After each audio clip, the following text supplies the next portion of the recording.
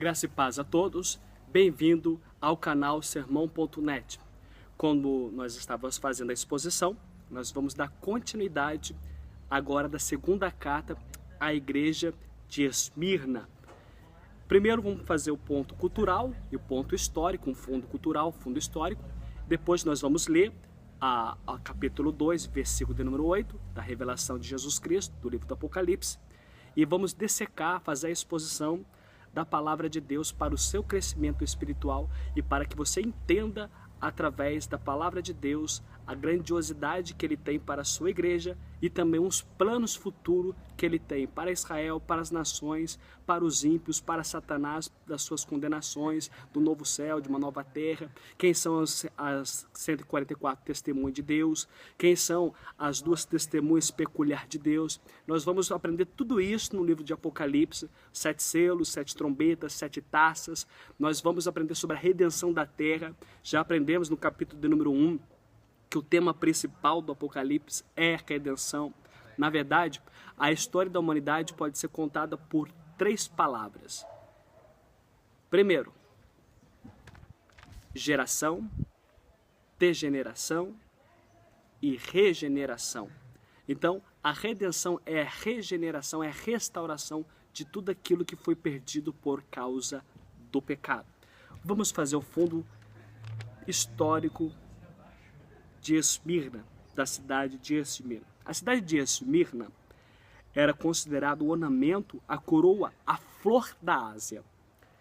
Tinha o principal porto da Ásia e um comércio próspero, com magnífica arquitetura, aos templos dedicados a Cibele, a Zeus, Apolo, Afrodite e Esculápio.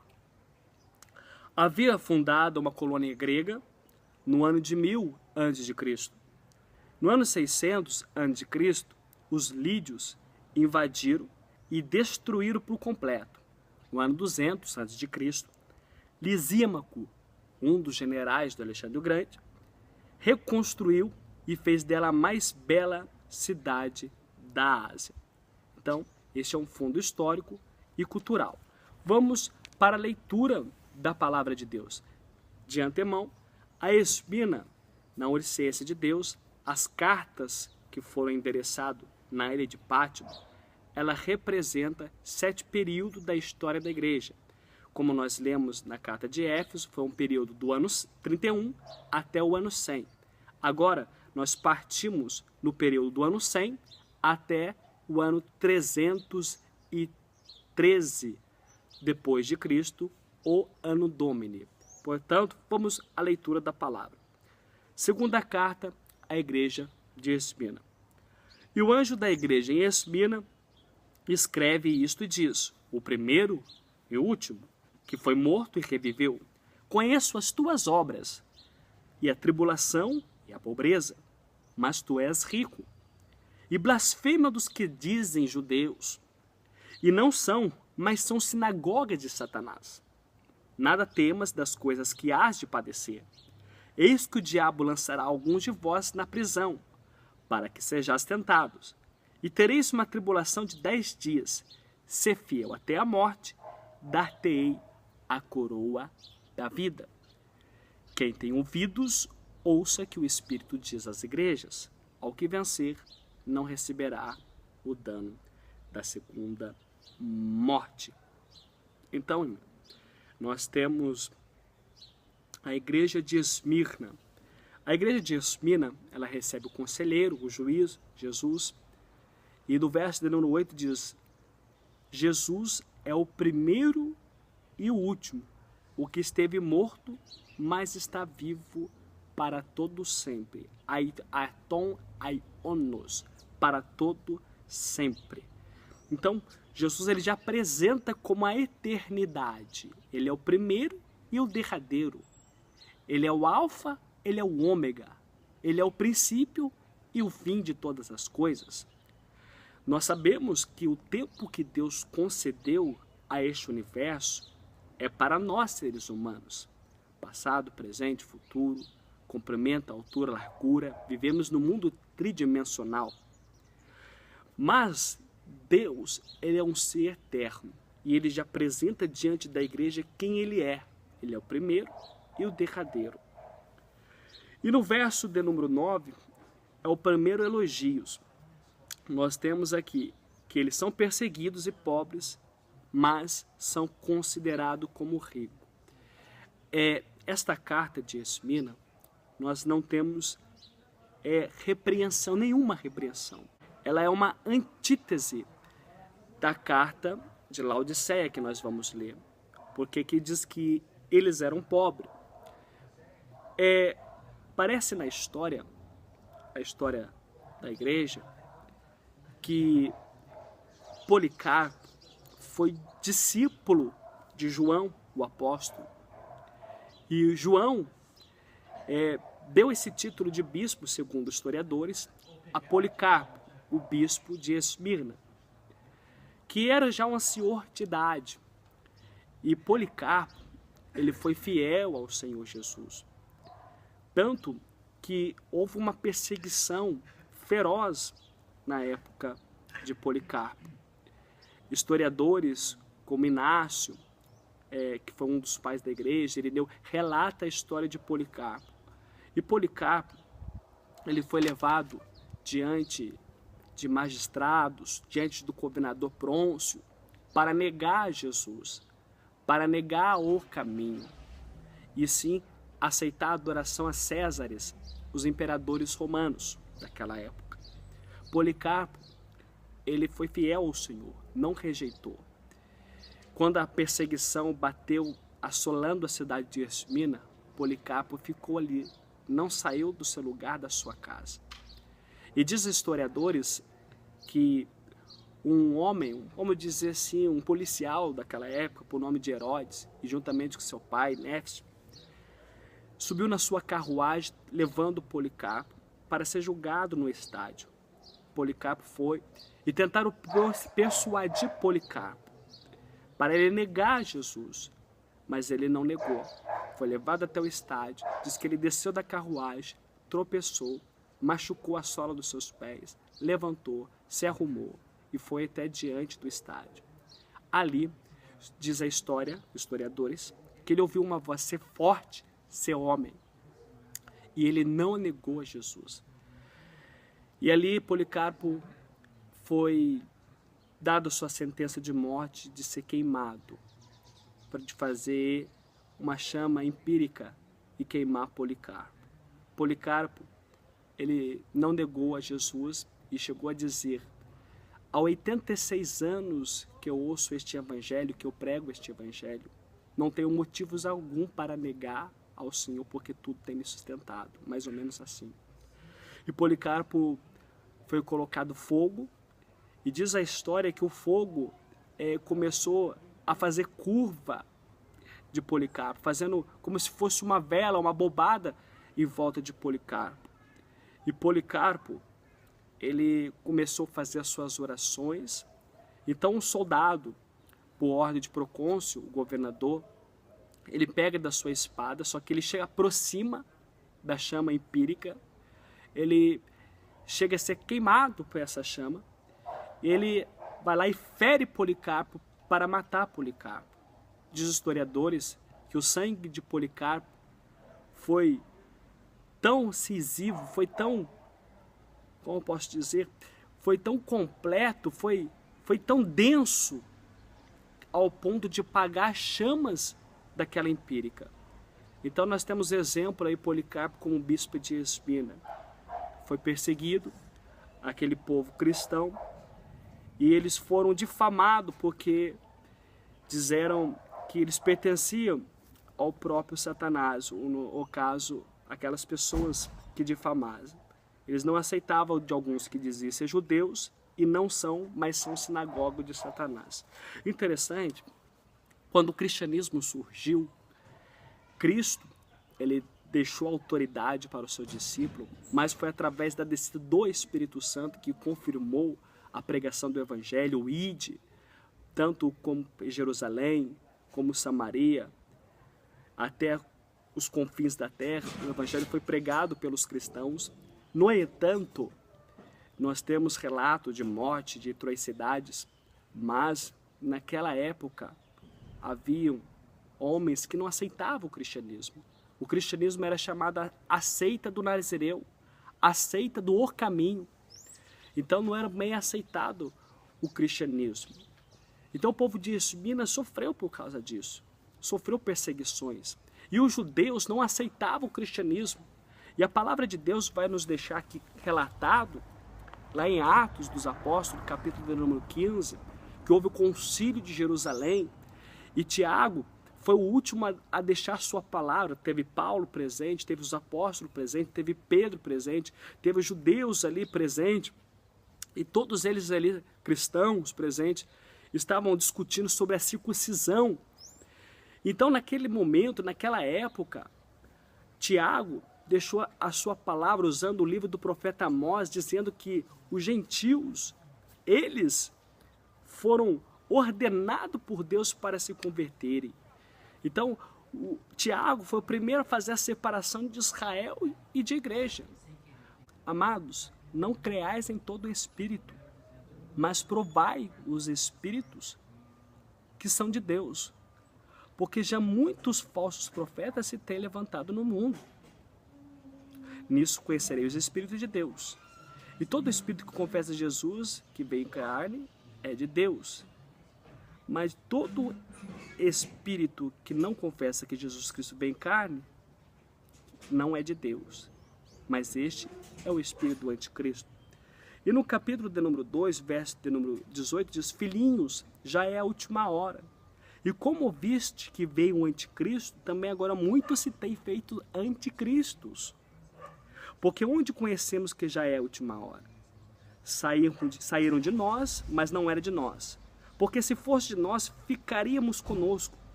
Mas isto é para que manifesta os que não são todos de nós. Então, nós entendemos essas perseguições que houve contra o cristianismo. E aquele que negava Jesus, que negava ao Senhor, ele era considerado como o espírito dos anticristos. E isso aconteceu muito naquela época da perseguição de Esmina. Muitos cristãos negaram Jesus, os que não negaram eram perseguidos. Portanto, também lá em Atos dos Apóstolos, Atos capítulo 20, versículo de número 29. Porque sei isto que, depois da minha partida, entrarão no meio de vós lobos cruéis que não pouparão o rebanho. Então, naquela época se levantou muito os gnósticos, os arianismos, também os ebionitas, que eram contra o ministério de Paulo, que era contra o ministério de João, negava a evidência de Jesus Cristo. Nós tivemos Alexandre, Emineu, que negavam a pregação de Paulo. Então, esses eram lobos devoradores. Então, a igreja de Esmina passou perseguição, e eles eram pessoas fiéis, não suportavam esse tipo de pessoas que diziam ser judeus, mas não são. Entendemos também que judeus vem da palavra Judá. Judeus são os que vieram da tribo de Judá. Então, existe essa diferença.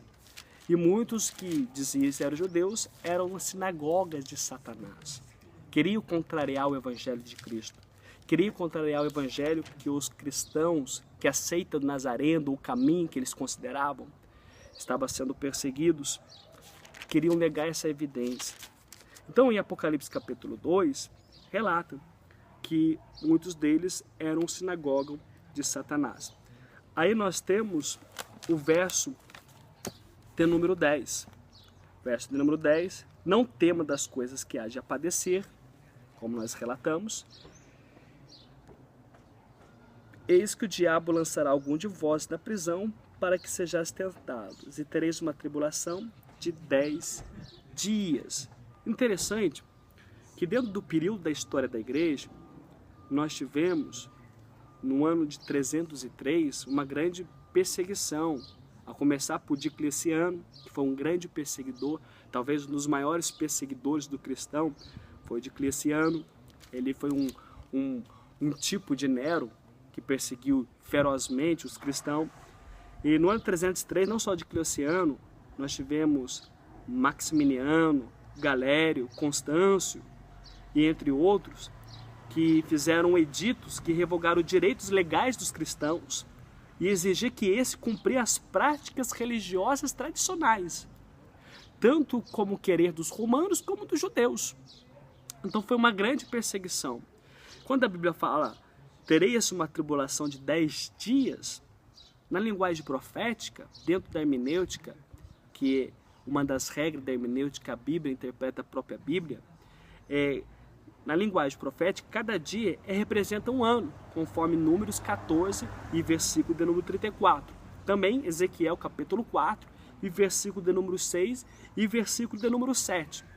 Então, houve uma grande perseguição, até que um imperador por nome Constantino, ele se converteu e fez o decreto do Edito de Milão no ano de 313. Observe, a perseguição mais cruel, tanto para o período da história da igreja como para a Esmirna, foi do ano de 303 até 313, 10 anos, certinho, conforme a profecia diz.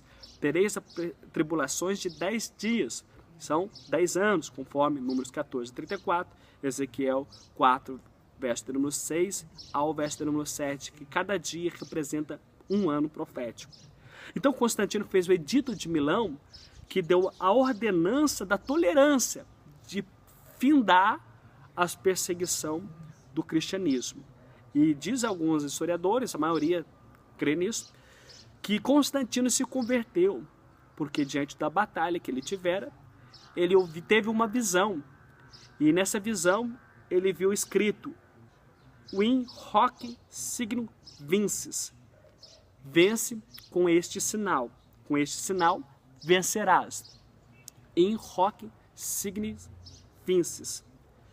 Então esse símbolo foi adotado por Constantino, pelo seu exército, e colocou no elmo do capacete, e assim eles foram vitoriosos.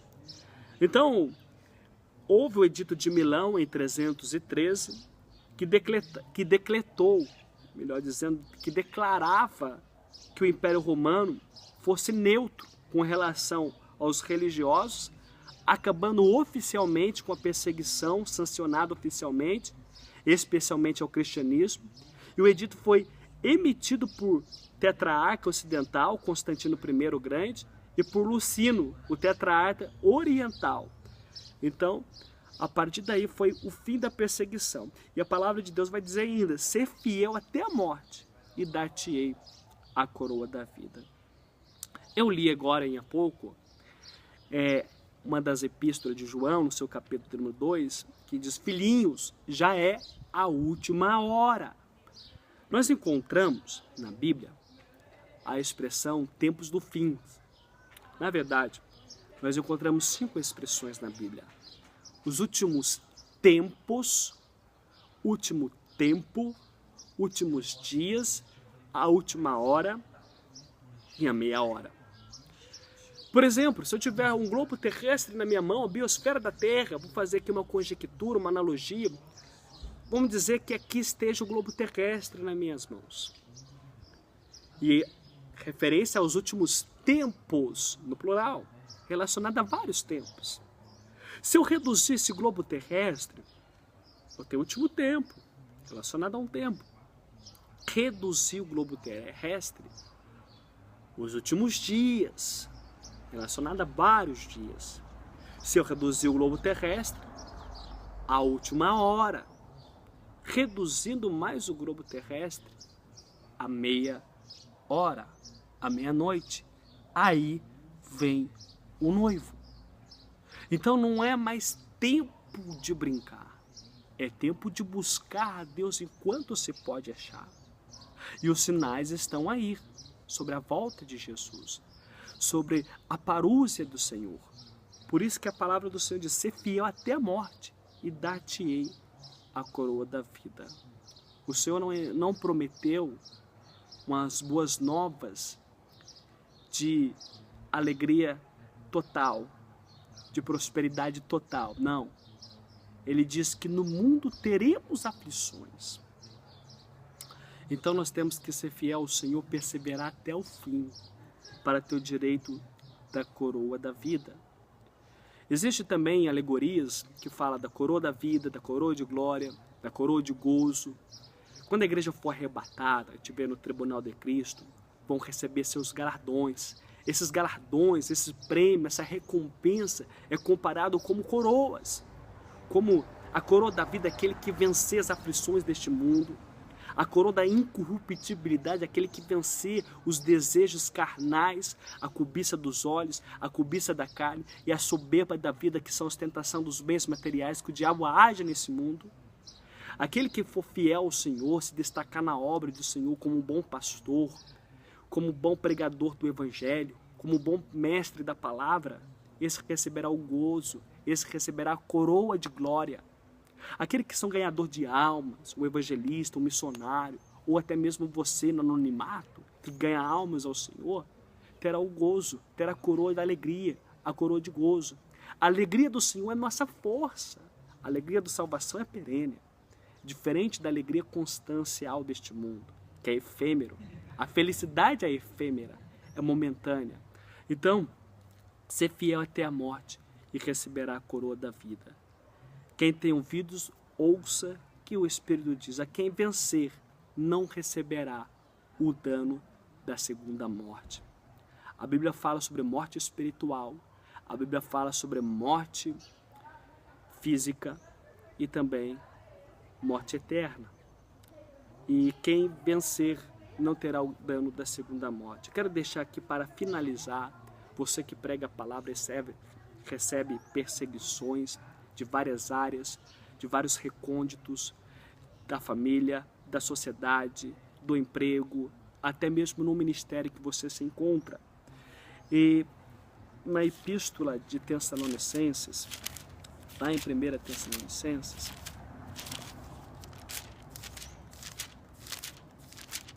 no seu capítulo de número 1, no 2 Tessalonicenses, melhor dizendo, no seu capítulo de número 1, fala dessas pessoas que sofrem perseguição. Do verso de número 6. Se de fato é justo diante de Deus, que dê a paga da tribulação aos que a atribulam. Um dia aqueles que te perseguem serão perseguidos por Deus. E vós sereis atribulados, vós que sois atribulados, melhor dizendo, descansa conosco. Que quando manifestar o Senhor Jesus desde o céu com seus anjos e seu poder, com labareda de fogo, tomando vingança daqueles que não conhecem ao Senhor e os que não obedecem o Evangelho de nosso Senhor Jesus Cristo, os quais por castigo padecerão eternamente na perdição, longe do Senhor e da glória do seu poder. Ou seja, a morte eterna é com Deus, mas sem a sua glória, sem o seu poder, longe da sua glória, longe do seu poder, e sim a ira de Deus. Não queira conhecer a morte eterna, não queira conhecer a segunda morte.